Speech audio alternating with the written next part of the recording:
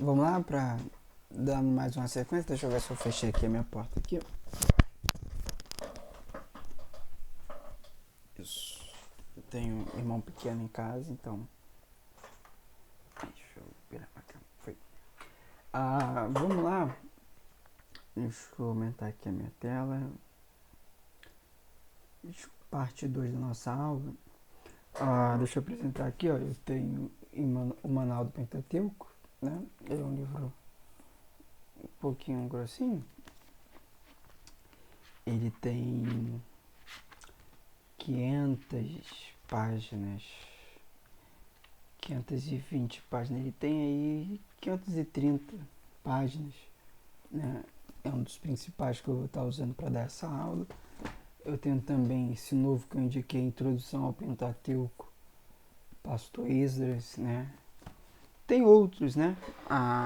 Aqui eu tenho esse aqui que é Introdução ao Antigo Testamento, também vou usar, mas eu não coloquei como indicação.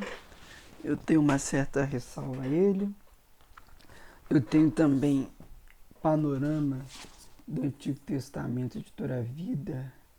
Também não coloquei ele como panorama, mas introdutório eu coloquei, que é um livro mais focado para o Pentateuco, né? Então, se for comprar algum livro, e é bom, né, você comprar livro, compre esse aqui, né, Manual do Pentateuco, que é um livro que faz jus ao que a gente está estudando, e vai ser um material que você vai ter pro resto da vida. Você vai poder estudar aí a Bíblia por um bom tempo, para montar aula de EBD, estudo, né? Eu pensei que eu tinha transferido essa tela para cá. É porque esse aplicativo ele tem duas telas, como vocês podem ver, né? Então eu pensei que eu já tinha transferido o Manual do Pentateuco. Agora a tela está cheia, né? Ele é grande, tá?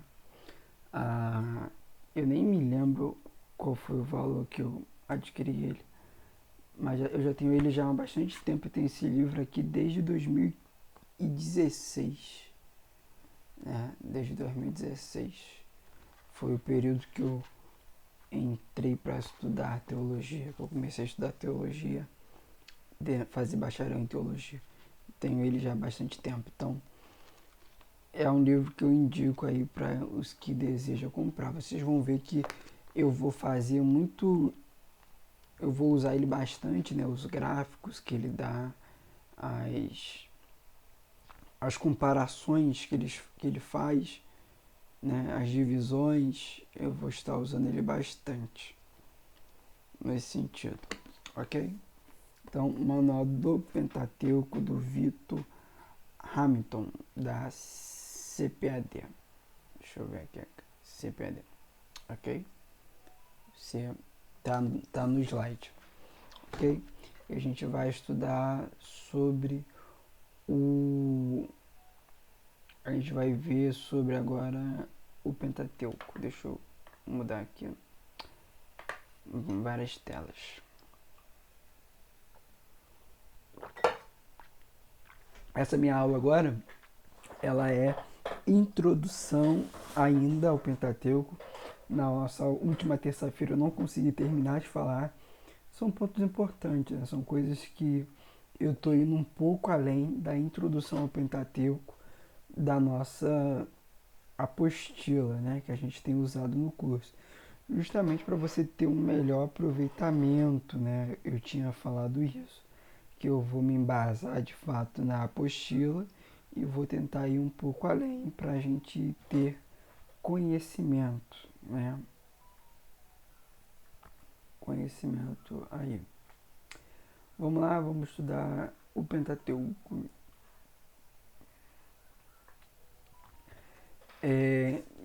Nossa extensão Missão Vida, Paulo Caxias. Aqui tá todo. Isso é padrão. Toda, toda classe. Aqui tá. Eu falei que eu vou alterar na nossa aula de Gênesis, né? Vou fazer essa alteração amanhã. Amanhã de manhã, dia 21, feriado. Estarei de manhã gravando a aula de Gênesis, parte 1 e parte 2, para não ficar um vídeo muito extenso. E vou já disponibilizar também os slides. esse slide das duas aulas eu vou disponibilizar hoje e a aula de Gênesis 1 e 2 eu vou disponibilizar amanhã, tá? Introdução ao Pentateuco. Aqui tá os livros que eu indiquei. Esse aqui eu só tenho ele no tablet, eu não tenho ele físico, né? Mas eu vou ter para honra e glória de Jesus. Essa semana eu vou estar adquirindo porque eu vou dar outra matéria de teologia e eu vou precisar dele. Até mesmo para eu levar para o local para eu conseguir dar aula. Eu estarei usando o 4, livro de apoio. Aqui tá os idiomas que a gente falei, né? Hebraico, ele é um formato quadrático. O aramaico, ele já tem uma forma mais cursiva. E o grego. Às vezes a gente vai ver o aramaico mais na questão da formulação da palavra. E muitas vezes a gente vai ver palavras no formato hebraico, mas que são palavras aramaicas, né? Então, e o grego é totalmente diferente dessas estruturas, né? Aqui é o grego koiné, aqui é a palavra ágape. Eu falei que a gente fala muito sobre ágape, né? Mas a palavra é agape. Por quê? Porque aqui tem um acento, né? E aqui é um eta breve, né? É um é breve, então é ágape, né? Na verdade, agape, desculpa, porque é força do hábito. A gente viu que a gente estudou, eu falei na aula presencial, a divisão que a gente viu da Bíblia, livros históricos, livros poéticos, que é uma divisão que surge da Septuaginta, né, e da Vulgata Latina, né? E a gente tem a divisão da Bíblia hebraica. A Bíblia hebraica é todo o Antigo Testamento. A Bíblia hebraica não tem o Novo Testamento. Isso eu falo na Bíblia hebraica para o judeu, né? Ela é dividida em 3 partes: Torá, Nevim e Ketuvim. Torá, que significa lei, né? E Pentateuco, a gente explicou, né, qual é a diferença de Torá e o Pentateuco. Pentateuco é uma palavra grega e Torá é uma palavra hebraica e ela se refere apenas os 5 primeiros livros da Bíblia, ok? Então, Torá não é a Bíblia do Antigo Testamento. Torá é o livro da lei, porque os judeus têm o Pentateuco como um único livro, mas como nós temos as divisões de 5, ela é os livros da lei, né? Então, Torá, ela é o conjunto de obras dos livros da lei. E Pentateuco é grego, né? 5 livros. Torá significa lei. Aí a divisão tem os profetas, que é Nevim, e nós temos os escritos, que é Ketuvim. Eu também mostrei como que é baseada essa divisão. Aí é que está a divisão. Eu dei em aula, vocês vão receber esse slide aí. Profetas, né? Vamos lá, Torá, que é o Pentateuco, é Gênesis, Êxodo, Números, Levítico e Deuteronômio. Se eu cobrar em prova, né, é importante você responder isso, né? O que significa Pentateuco e quais são os seus livros? É importante você falar que Pentateuco significa 5 livros, ou os 5 primeiros livros da Bíblia, mas é importante você falar para mim na prova que Pentateuco é uma palavra grega que significa 5 livros e representa os 5 primeiros livros da Bíblia, que é Gênesis, Êxodo, Número, Levítico e Deuteronômio. Por que eu faço essa questão? Para que você não erre, né? Tem pessoas que começam a estudar, aí gosta de demonstrar que está aprendendo, né? Aí você vai chegar numa escola dominical e vai falar assim, porque no hebraico, Pentateuco é 5 primeiros livros da Bíblia. Isso está errado. No hebraico, os 5 primeiros livros da Bíblia é Torá. E outra divisão da Bíblia hebraica é Nevim, que são os profetas, né? E a Bíblia hebraica, na nossa Bíblia cristã que a gente viu, ela é dividida, os profetas, em duas partes. Quais são? Se você respondeu profetas maiores, profetas menores, você vai ganhar um bombom, né? Um chocolate depois quando a gente voltar na semana que vem na aula presencial. Mas na Bíblia hebraica elas são profetas anteriores e profetas posteriores. Você lembra porque eu falei o que é anteriores e o que é posteriores? Profetas anteriores são profetas que estão antes do cativeiro babilônico. Profetas posteriores são aqueles que estão durante ou pós-cativeiro babilônico. São escritos que foram formulados durante ou após o cativeiro babilônico. E Ketuvim são os livros de sapienciais, os livros de sabedoria, né? Que são os escritos, tidos como escritos. São Salmos, Provérbios, Ruth, Cantares, Eclesiastes, Lamentações, Esther, Daniel, Esdras, Neemias e Crônicas. Ele tem uma divisão entre também livros históricos e livros sapienciais, que são livros de sabedoria. A nossa Bíblia cristã, como eu falei, é dividida em Pentateuco, livros históricos, livros poéticos e livros proféticos, dividida em profetas maiores e profetas menores. A gente viu isso em aula. Pentateuco são os 5 primeiros livros da Bíblia, tem esses livros, também falamos em aula. Definição, nós também falamos isso em aula, né? Isso aqui, Torá, significa instrução, lei, né?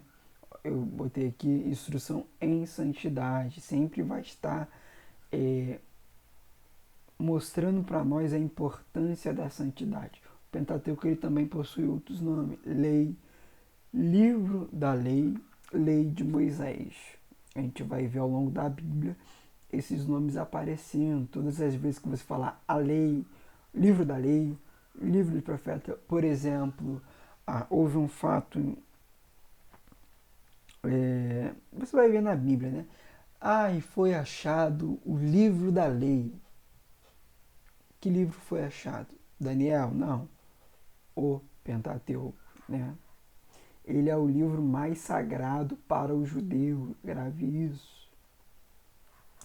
Aí aqui a gente vê até aqui, a gente falou de bastante coisa, mas aqui começa a nossa aula de reposição para essa matéria, para a gente fechar a introdução ao Pentateuco e aí a gente começar a estudar cada livro separadamente.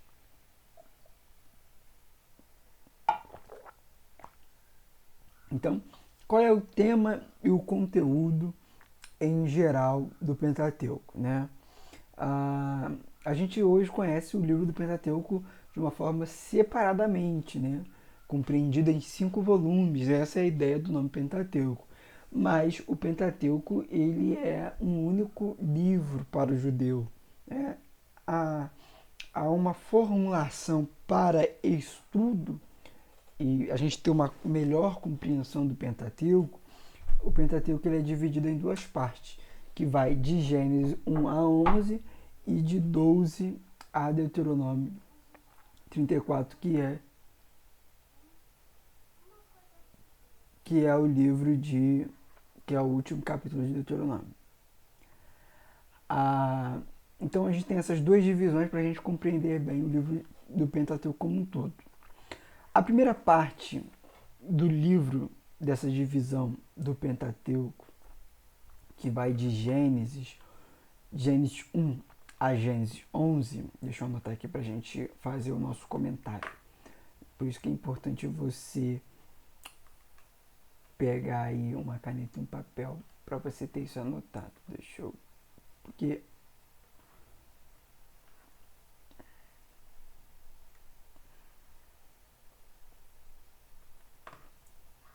Eita, cadê a caneta? A caneta. Não, mas... o que vai de Gênesis 1 a 11? Gênesis 1 a 11, nós vamos até ali antes, né, da formulação, até o chamado, antes do chamado de Abraão, e a gente vai pegar ali deixa eu abrir minha Bíblia aqui, até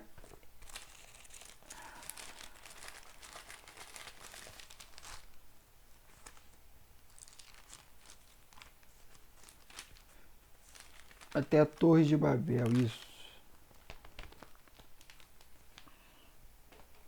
Então, nessa primeira parte da divisão da Bíblia, o que a gente vai encontrar, né, nessa divisão, primeira divisão de Gênesis 1 a 11, dividindo o Pentateuco, para a gente ter uma compreensão básica?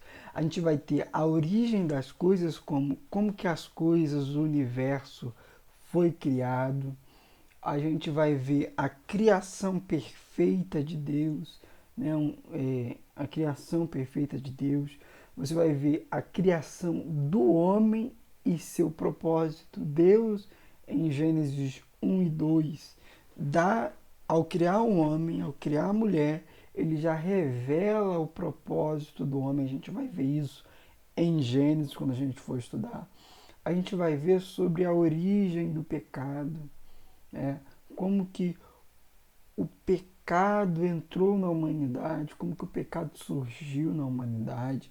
A gente vai ver o julgamento do pecado, o primeiro julgamento de Deus sobre o pecado é observado no dilúvio. Você vai ver que a gente vai perceber por que Deus destruiu a terra pelo dilúvio naquele momento, né? Quando Deus fala, o que é esse conceito, né, de se multiplicar a iniquidade, o que está por detrás disso? A gente vai ver em Gênesis, quando a gente for estudar Gênesis. Por isso que Gênesis eles têm 50 capítulos. Por isso que eu preciso dividir Gênesis, o nosso estudo de Gênesis, em duas partes. Porque tem muita história, tem muito detalhe, tem muita coisa que é lógico, a gente não vai conseguir falar, mas não vai conseguir falar tudo, mas eu vou focar nos pontos principais ali de Gênesis para a gente ter uma boa compreensão. Então, a misericórdia de Deus observada ao poupar Noé e sua família, e a gente também tem o orgulho e a autossuficiência do homem, né, observada na Torre de Babel. Ali você já tem na Torre de Babel aí quando Deus confunde as línguas, ele varia as línguas daquela população ali. Deus ali ele já está determinando uma divisão para o surgimento de nações. Se o dilúvio aconteceu em toda a terra, você tem um núcleo da humanidade ali em Babel, e a partir da mistura de línguas e essas pessoas, por estar com a língua dividida, não se entender, há uma questão de se espalhar.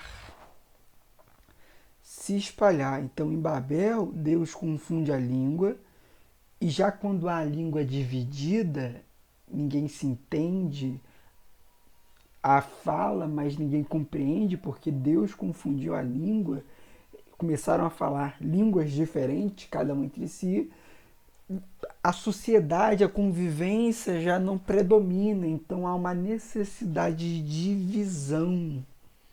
Então observe que a partir daí a gente já tira uma aplicação para a nossa vida, de que quando a gente não fala o mesmo idioma, a mesma língua, há uma reação natural de divisão.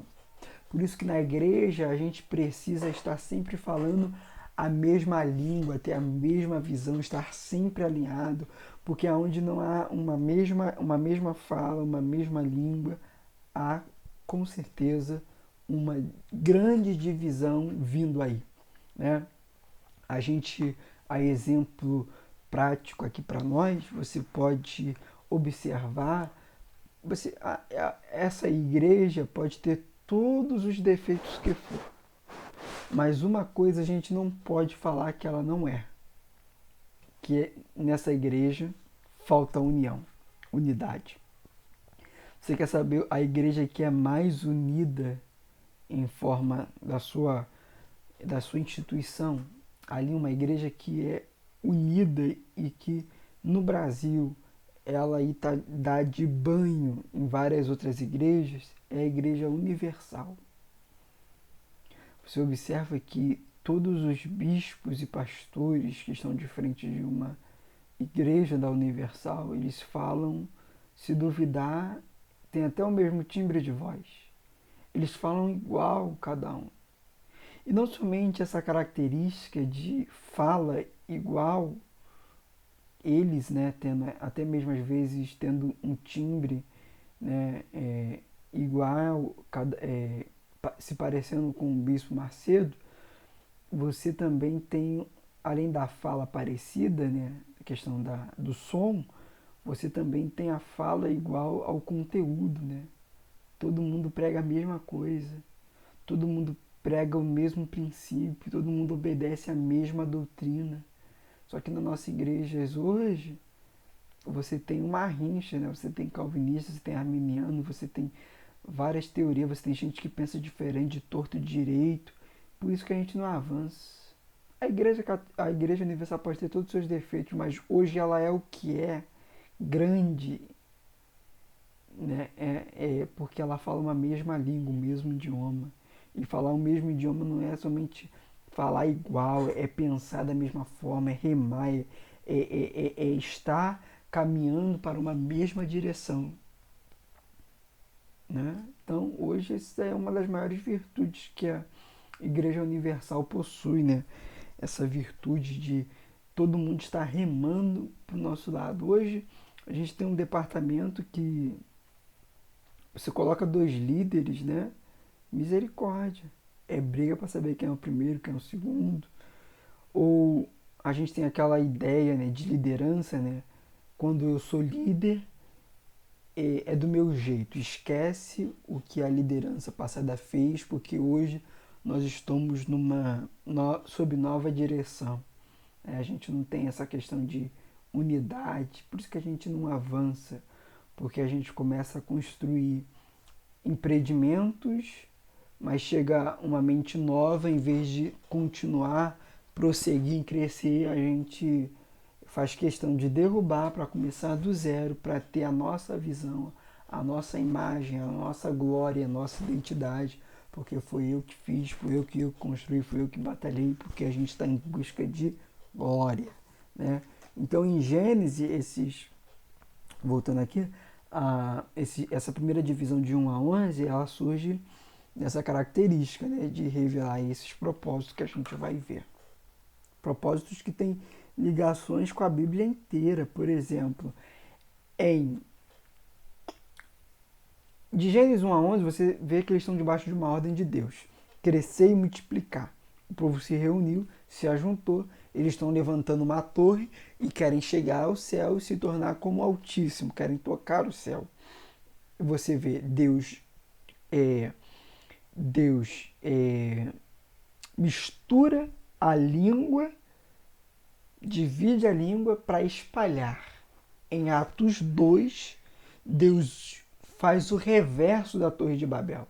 Você vai ver que em Atos 2 tem muita gente de várias nações, mas quando o Espírito Santo desce e traz o batismo com o Espírito Santo, e ali há uma variedade de línguas, os que estão visitando Jerusalém, que são de outras nacionalidades, que possuem outros idiomas, vão dizer, eles ficam maravilhados, porque eles vão dizer, olha, nós estamos conseguindo compreender o que esses varões estão falando na nossa língua materna, na nossa língua do nosso país, da nossa cidade, onde que a gente vem. Então, em Gênesis 11, Deus mistura para dividir.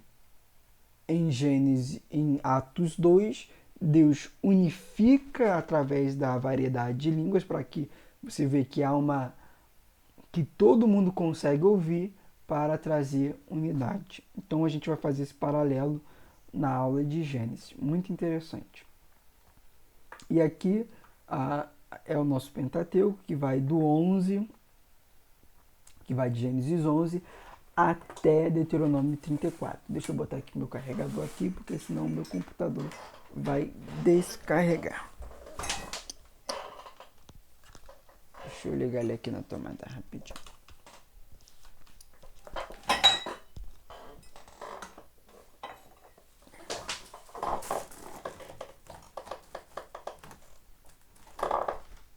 Pronto. Então vamos lá. A segunda parte, ela se propõe a explicar a resposta ao dilema apresentado na primeira parte e inclui os seguintes temas: o chamado de Abraão, a eleição do povo de Israel e a aliança com o seu povo. Deixa eu inserir um slide aqui para a gente fazer uma explicação. Descartar. Deixa eu colocar ele aqui no meio.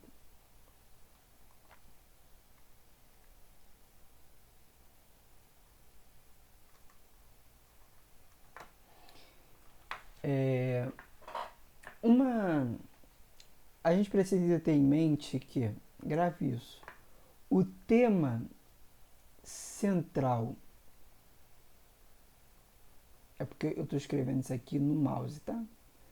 Então, escrever isso aqui no mouse aqui é uma tristeza. O tema central da Bíblia é Jesus Cristo, né? Jesus Cristo, ele é o tema central da Bíblia. A gente vai ver Jesus em todo o lugar da nossa Bíblia, né? Jesus em todo lugar da nossa Bíblia a gente vai ver ele sendo revelado, ele sendo apresentado de alguma forma. Então o tema central da Bíblia é Jesus Cristo. Para a gente compreender, né, por que Jesus teve que morrer, por que Jesus veio para nos salvar, a gente vai precisar entender qual é o motivo para isso tudo. Então, Gênesis, ele vai falar sobre a criação, como tudo veio a existir. Gente, isso aqui tá horrível, né? Da criação. Você vai ver a palavra também chamada queda, né? A criação. Então você vai ver a questão de como que a humanidade sai de um estado perfeito para um estado caído, e a Bíblia também trata da questão da redenção. Essa aqui é a divisão da Bíblia, tá? Redenção.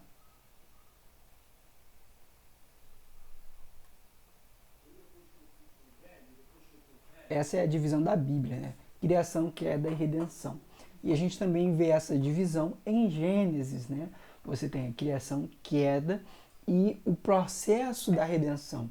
Ou seja, como que após a queda de Adão, a queda de Adão gera o pecado, e os descendentes de Adão é amaldiçoado, com a consequência do pecado, a gente carrega a natureza pecaminosa desde Adão, como que esse processo para a redenção, para até a morte de Cristo se dá.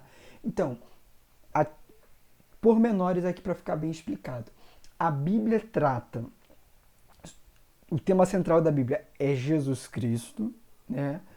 Fala acerca da nossa salvação, e ela busca responder esse processo de por que Jesus teve que morrer até chegar até nós, né? Porque se você não tivesse o Antigo Testamento, descarte o Antigo Testamento da sua Bíblia e descarte as cartas dos apóstolos. Se você tivesse só Jesus, só Mateus, Marcos, Lucas e João, queridos, você não ia entender nada. Por quê? Porque você não ia entender por que Jesus teve que vir como um cordeiro. Você não conseguiria entender por que ele teve que morrer no madeiro. Você não ia entender quem é Israel, porque o Antigo Testamento a gente entende quem é Israel, qual é o seu propósito. Eu já estou aqui já explicando até mesmo o propósito do Antigo Testamento para o crente. Então, ele traz essa compreensão para a gente saber, olha, por que Jesus teve que morrer? Qual é o motivo? Ah, tá, ok, Adão. Tá, Adão se tornou pecador, mas quem era Adão antes da queda, né? Antes de se tornar pecador? Gênesis também fala, ele fala lá da criação. Então, aqui a gente tem, você tem o homem no estado perfeito, o homem perde o seu estado perfeito, e você já começa em Gênesis mesmo a perceber a consequência dessa queda do homem, o homem fora do seu estado perfeito, e o que acontece com o homem quando ele está fora do seu estado perfeito, né? Que é o estado do propósito a qual Deus criou o homem, que ele se perdeu. Então você já tem ali um pequeno resumo, né, do que foi o homem, do que ele deixou de ser e a consequência do que ele é agora, né? Quando ele perde o propósito, né? O que o homem se torna? Ou qual é a tendência do homem quando ele perde aquilo que Deus, o qual criou para ele ser, né? E também a gente vê um Deus misericordioso. Então quando a gente chega aqui, eu estou falando do Pentateuco, né, especificamente, mas também serve para todo o Antigo Testamento. Então, a segunda parte que a gente fez, que é do 12 em diante do Pentateuco, como um todo, é o chamado de Abraão, né? Eu vou detalhar isso mais em Gênesis, mas Deus separou um homem para construir uma nação, baseada numa promessa que ele fez a Adão e Eva. Olha, vocês pecaram, vocês erraram, mas da semente da mulher vai nascer um que vai esmagar, vai ferir, né, a cabeça da serpente. Então você vai ver que mesmo o homem tendo perdido o seu propósito, a qual Deus criou ele, né, o ideal de Deus para o homem, Deus faz uma promessa com base na sua misericórdia de restauração. E a gente vai ver que o Pentateuco ele se desenvolve a partir dessa promessa, né? É o desenrolar dessa promessa, né? Você vê que Hebreus faz questão de falar que aquele que começou a boa obra em nós, ele é fiel e justo para o quê? Terminá-la. Então você vê, Deus faz a promessa e ao longo do Pentateuco a gente vai perceber esse Deus sendo fiel para com a humanidade, para com essa promessa de cumprir. Ao longo do caminho do cumprimento dessa promessa, houve dificuldade, houve falhas do homem, né? O povo de Israel se desviou, o povo de Israel se afastou do Senhor, mas Deus sempre se levantou um profeta para trazer o povo de volta. Deus sempre levantou um rei ou um juiz para trazer o povo de volta. Por quê? Por conta da fidelidade do Senhor. A gente vai ver em Êxodo que existe uma questão da aliança, do pacto com Deus, que esse pacto que Deus faz com o seu povo Israel, ele faz questão de falar, olha, é em meu nome, eu estou jurando fidelidade em meu nome. Por quê? Porque se a fidelidade do Senhor é baseada na nossa fidelidade, a fidelidade do Senhor ela é momentânea. Mas se a fidelidade do Senhor é baseada no nome de Deus, em Deus, ela é eterna, ela não é frágil. Porque a nossa relação de aliança, eu sou fiel com você se você é fiel comigo. É a base da troca, mas com Deus não. A Bíblia diz que por mais que nós sejamos infiéis, o nosso Deus é fiel para conosco. Por quê? Porque essa fidelidade do Senhor não é baseada em nós, é baseada em seu nome. A Bíblia diz, eu vou trazer essa questão de pacto mais precisamente, porque isso é só uma introdução. Em Êxodo, que Deus jura fidelidade em sua santidade. Se Deus é santo, Deus pode deixar de ser santo? Não pode. Se Deus não pode deixar de ser santo e a sua fidelidade está sobre a sua santidade, então a sua fidelidade não tem fim, ok? Então nós temos aí o chamado de Abraão, a eleição, né? Deus chama Abraão e você vai ver que Abraão, você tem duas gerações, né? A geração precipitada de Ismael, que é precipitada por conta de Sara, né? De Sara entregar Agar, né? Para se deitar com Abraão, porque ela acredita que a única forma que ela vai ter de gerar vai ser através da sua serva, né? E você tem a geração de Isaac, né? As descendências de Isaac.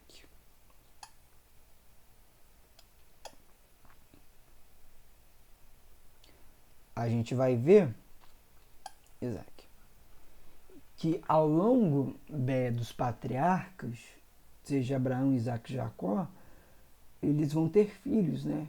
E filhos que vão se criar uma árvore genealógica de povo. Por exemplo, Abraão teve 2 filhos, Ismael e Isaac. Você vai ver que Deus poderia ter dado, Deus falou, né, para Agar, né, que a descendência de Ismael seria também numerosa como a descendente de Isaac. Mas você vai ver que Deus dá prosseguimento a essa plano de fidelidade, a sua promessa de Gênesis 3,15 com Isaac. Isaac é o filho da promessa, o filho que Deus prometeu a Abraão. Isso aqui também já trata de uma certa eleição, né? Essa questão de eleição e predestinação, a gente precisa tomar um cuidado, mas eu vou falar isso em Gênesis mais à frente, ok? Aqui está a aliança também que Deus faz com o seu povo, que a gente também vai falar. Mas eu queria destacar aqui essa parte aqui de baixo, ok? No Pentateuco, como um todo, o que a gente consegue extrair no Pentateuco como um todo, e aqui a importância do Pentateuco? A gente consegue extrair a origem de tudo, mas se tratando de Israel como um povo, é a partir do Pentateuco, e por isso o Pentateuco ele é muito importante para o israelita. Por quê? Porque ele vai tratar da origem, da onde que esse povo surgiu, como ele se formou, a formação do povo. Você vai ver que quando eles saem do Egito, eles já saem em povo, como um povo numeroso, um povo para constituir nação. A gente vai ver também, né, se der tempo, quais são, o que é necessário para se constituir uma nação, né? Você vai ver que Israel sai do Egito como escravo, né? E ele vai peregrinar pelo deserto, rumo à sua terra que mana leite e mel, que Deus fez a promessa. Mas a pergunta que não quer calar: como que Israel de fato se torna um povo, né? E o que é necessário ter para ser considerado um povo, uma nação? Israel, quando sai do Egito, já sai como um povo, rumo a um desenvolvimento de nação.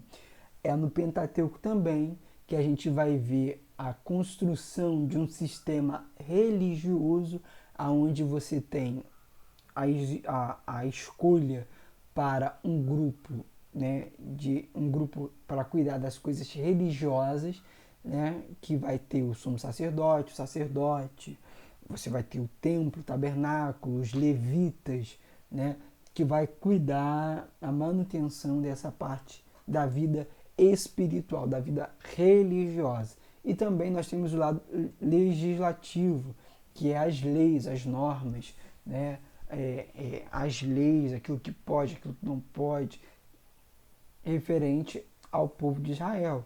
E nós temos também a construção de uma cultura. Você vai ver que ao longo do tempo e ao longo do Pentateuco, né, e também ao longo da história de Israel, muitas coisas vão sendo agregadas à cultura de Israel, como data, como comemorações festivas, por exemplo, a Páscoa, que é comemorada lá no Egito, né, dos umbrais da porta, elas vai entrar como uma questão cultural de Israel, que dura até hoje. Né? Então, essa construção cultural a gente vai ver um pouco também, né, ao longo do nosso estudo do Pentateuco. Como esses segmentos culturais que surgem ao longo do desenvolvimento de Israel no Pentateuco. Pentateuco e seus gêneros literários, né? O Pentateuco, por mais que ele seja um livro da lei, né? Ele não é somente um livro de lei, né? Ele é um livro também históricos, né? Aqui eu coloquei, ele tem vários gêneros literários e ele não também só trata de registros históricos, né? Como a saída do povo hebreu, o desenvolvimento do povo hebreu, mas também há interpretações teológicas, né? E também mescladas ao texto, tais como a interpretação do sofrimento de José em favor do seu povo. Quando a gente fala de interpretação teológica, a gente já está numa área um pouco avançada, que a gente vai falar sobre os apontamentos de Cristo, né? Ou seja, o que esse evento nos revela de Cristo. Quer ver? Você vê que Jesus vai viver grande parte. A sua vida, Jesus, ele vai viver, vai ter coisas que Jesus vai viver que é demonstrado no Antigo Testamento. Exemplo, Jesus quando está na cruz, ele fala, Deus meu, por que me desamparaste? Essa fala de Jesus, ela está lá em Salmos 22. Você vai ver que José, ele é vendido pelos seus irmãos. Jesus é vendido pelo seu discípulo Judas. Então, essa questão teológica, né, também, né? Você vai ver que no Pentateuco é que a gente tem um conhecimento de Deus, né? Quem é esse Deus que se apresenta a Moisés? Quem é esse Deus que tira o povo do Egito? Quem é esse Deus que faz pacto e aliança com o povo de Israel? E os seus nomes, né? Aí a gente tem aí também a revelação do seu nome. As narrativas do Pentateuco também incluem a linguagem antropomórfica. Eu falei isso lá, né, numa aula lá, que antropomórfica, que a palavra antro é a mesma que a gente tem antropo. É a mesma palavra que a gente tem para antropologia. Antro quer dizer homem.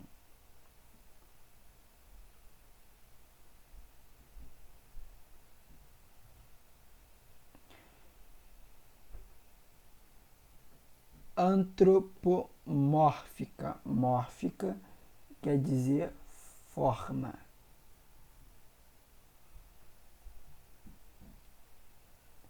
Quando Deus se revela, isso também é uma das características da revelação divina, Deus, todas as vezes que ele fala ao seu povo, ele fala de forma para que eu e você venhamos a entender. Ele fala a linguagem dos homens. Quando a gente fala de uma linguagem antropomórfica, a gente está falando da questão de forma. Ou seja, são características humanas para Deus. A mão do Senhor está estendida, os olhos do Senhor, os seus cabelos são brancos como a neve. Aqui eu coloquei que são características humanas, mas existem duas palavras, que é a antropomórfica e a antropopatismo, né? Essas são palavras gregas, né? Antropomórfica é a forma de homem, antropopatismo, antro-homem, patismo, sentimento. Então, no caso, são sentimentos humanos revelados a Deus, que no caso seria arrepender, chorar. No caso aqui eu coloquei a linguagem antropomórfica como características humanas. E aí você vai ver Deus se ira, Deus se arrepende, tem braços, tem mãos, tem rosto. e além de teofanias ou manifestações visíveis, como por exemplo, anjo do Senhor. A gente vai ver isso quando eu for falar em Gênesis, que há três figuras que vão se apresentar a Abraão para salvar o seu sobrinho Ló e também para almoçar com Abraão. A gente vai ver que existe uma palavra chamada teofania. O que seria essa teofania? E também anjo do Senhor, né? Que são as representações de Deus física e visível. O Pentateuco também ele é uma poesia, né? A gente também vê características literárias, poesia no Pentateuco. Ele é um livro da lei, mas ele também possui livros históricos, que ele conta uma história, como o relato do povo, e também poesia, assim como os salmos.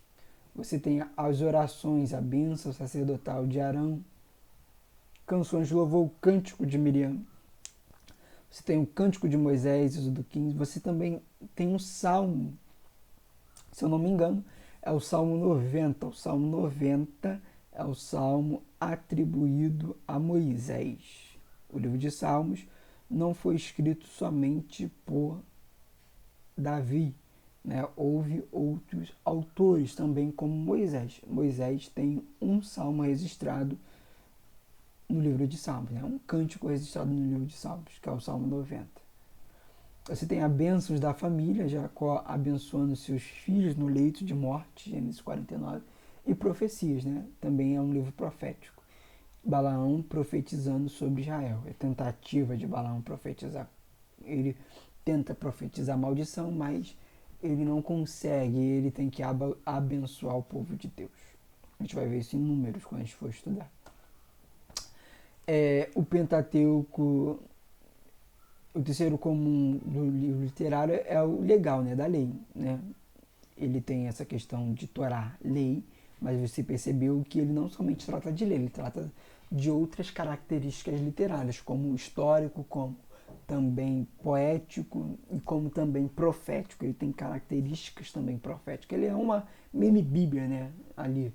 E também um conceito predominante dele, é lógico, que é a lei, a constituição das leis.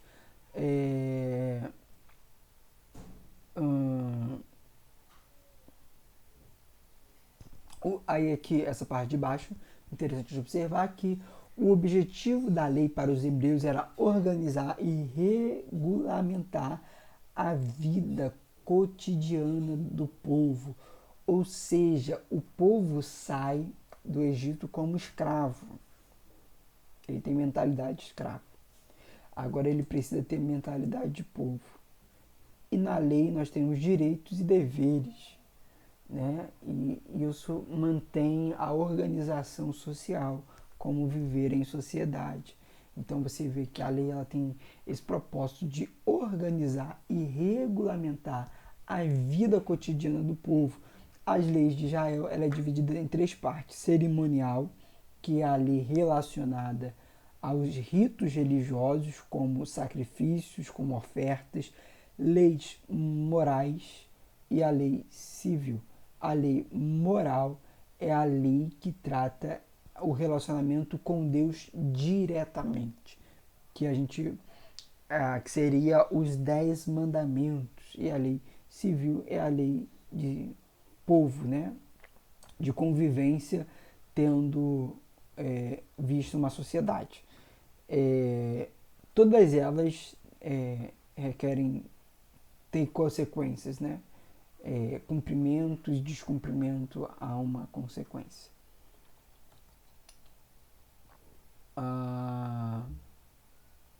O Pentateuco ele cobre, contexto histórico, né, do Pentateuco. O Pentateuco cobre o período histórico da criação até a morte de Moisés, pouco antes do povo hebreu entrar na Terra Prometida, sem entrar muito nos detalhes de data, pois há uma ampla variedade de linhas de pensamento. Ou seja, estudiosos vão dizer que o período dos patriarcas, né, ali de Abraão, né, até José, tem em média 2000 anos, né, para as narrativas patriarcais, né? E o período de 1500 anos para as narrativas do Êxodo, né? Você tem ali do surgimento de, no caso, seria do período de escravidão do povo até a sua saída, até a sua chegada, até a posse de Josué, na verdade, tá? E o período histórico comum é situado na Idade de Bronze, do Médio, do Antigo Oriente Médio. Ou seja, aqui já é uma classificação da história secular. É período do Bronze. Né? Do Bronze Médio, do Antigo Oriente Médio. É uma história secular.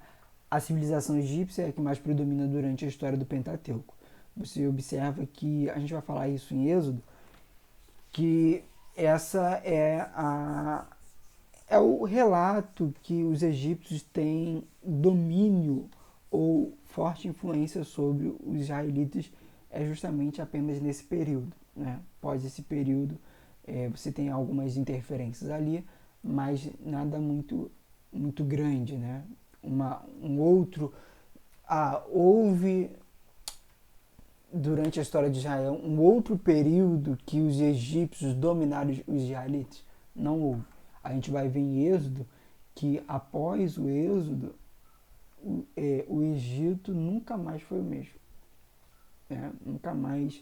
Ele perde, após isso, a sua posição como o império dominante na sua época. E a gente finalizar essa aula, deixa eu ver aqui quanto tempo de aula a gente já tem nessa aula aqui. Essa aqui já tem quase 1 hora de aula.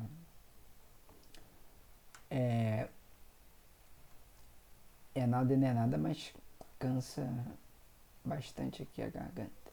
Qual é a importância do Pentateuco para o cristão, né? É importante a gente pensar nisso de início. Porque talvez você não vai curtir muito o Pentateuco, você não gosta muito do Pentateuco. Tem gente que não gosta, né? Mas qual é a sua importância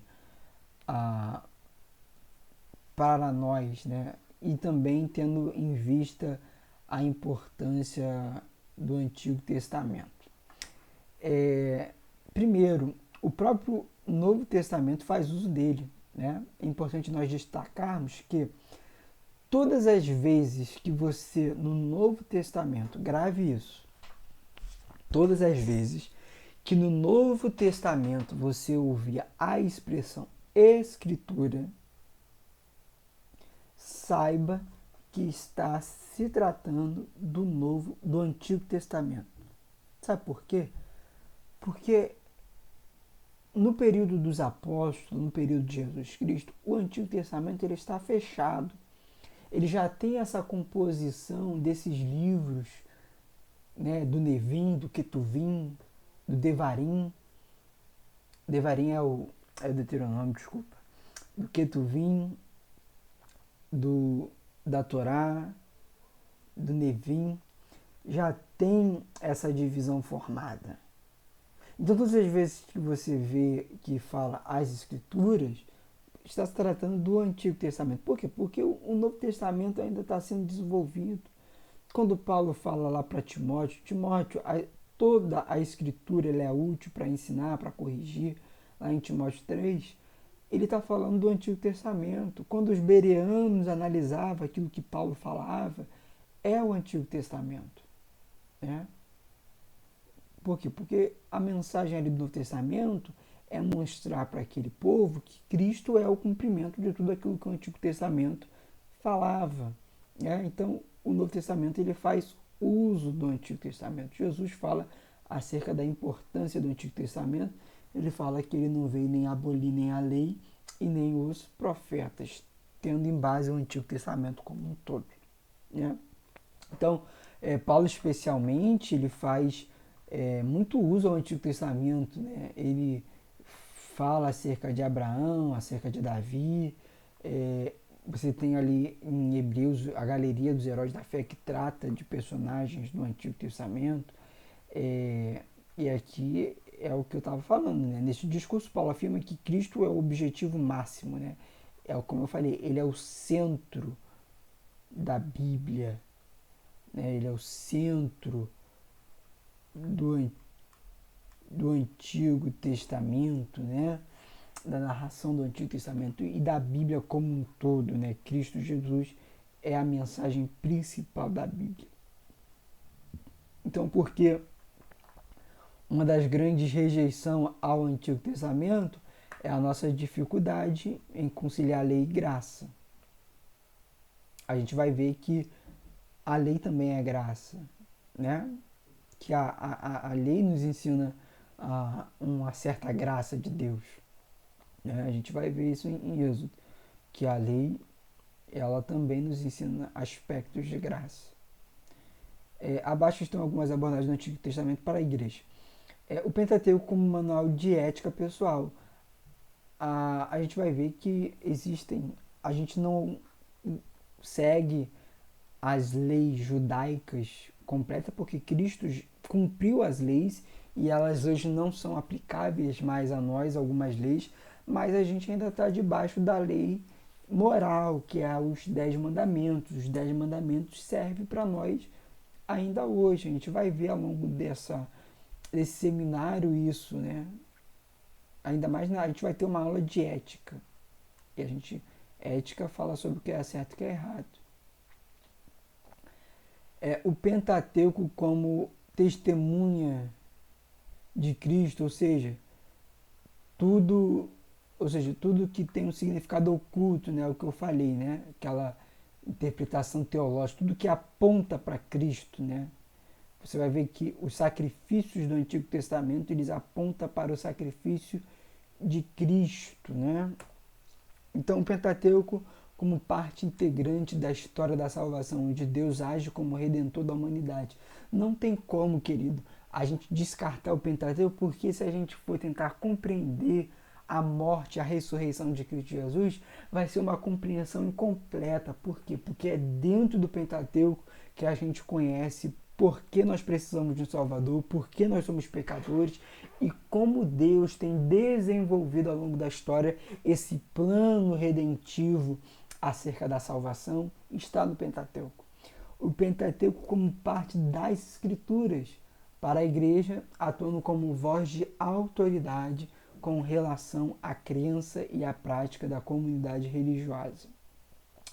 E aqui a gente encerra. A gente vai ver que o Pentateuco, a compreensão nossa do Pentateuco, ele é de extrema importância até mesmo para compreender também como que a sociedade de Cristo, que Cristo viveu era. Você vai ver que há uma sociedade que quando Cristo viveu, é uma sociedade muito preconceituosa com os enfermos. Você vai ver que há um grande dilema, né? Que é quando Jesus encontra com algum enfermo, sempre há uma pergunta, né? Quem foi que pecou para que ele esteja nessa condição? Esse conceito de associar a enfermidade ao pecado, a gente encontra no Pentateuco.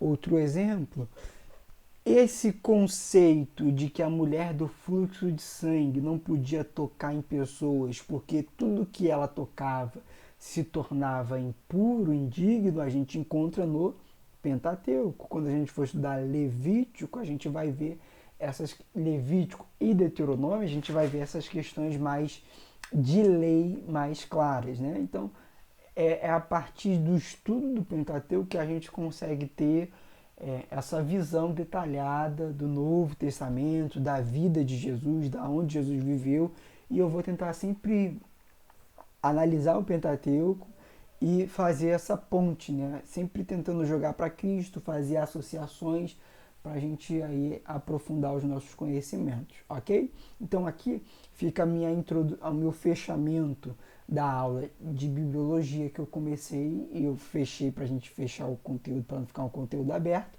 e também eu fechei a introdução ao Pentateuco de uma forma um pouco resumida para o vídeo não ficar muito grande. E amanhã eu vou postar, eu vou gravar amanhã, dia 21 de abril, feriado. Pela manhã eu vou tirar amanhã para gravar a aula 1 e a aula 2, que eu vou dividir em duas partes, de Gênesis, ok? Lembrando, a gente não vai conseguir falar tudo, porque a gente não tem muito tempo e a ideia é dar uma pincelada. É muito importante que você leia a apostila para você ter uma compreensão maior, ok? E aí a gente se vê amanhã e em breve estaremos aí na próxima terça-feira, pós-feriado de carnaval, a gente vai estar aí dando continuidade ao nosso estudo, ok? Possivelmente já entrando em Levítico, né, no presencial, porque eu vou fazer a aula gravada de Êxodo e Gênesis, ok? E eu vou tentar encaminhar antes de sábado e domingo, tá? Graça e paz e que Deus abençoe vocês. Deixa eu fechar aqui, descartar, ok? Qualquer dúvida, né? Vocês podem jogar lá no nosso grupo que eu respondo, tá? E que Deus abençoe vocês. Até a próxima.